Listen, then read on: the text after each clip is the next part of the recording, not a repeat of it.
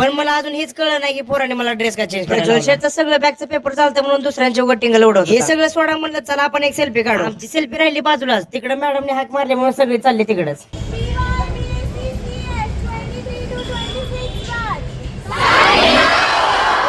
Signing अपचा video काढून ही लेकर लागली असलं काय करायला. शर्ट खराब होतं म्हणून वाईट तर वाटत होतं, पण जाऊ दे म्हणलं आठवणी तर राहते. इकडे आम्ही एकमेकांच्या शर्टावर लिहितो तोपर्यंत तिकडे आमचं पेन कोणी तर गडप. ही आमची छोटी नेहा, ह्याच्या शर्टावर लिहायचं म्हणलं तर हिला टेबलावर उभा करा, कारण की तिची हाईटच पोहोचत. तेवढा तिकडे आमच्या कार्यकर्त्याने निबंध लिहिले आणि शर्टावर लिहिले. आपल्या सगळ्यांचा चॉकलेट बॉय वहिनी सोबत भांडण चालते म्हणून येड्याने करत. एवढं सगळं झालं पोरं कुठं गडप झाली मला काही कळलंच नाही. तुम्हाला कळलं असेल तर कमेंट मध्ये मला सांगा. जगात कुठं पण जाओ पुरी सगळ्यात मागच राहते. एवढं सुरळीत सगळं पार पडल्या वैशी मला काय म्हणते बघा.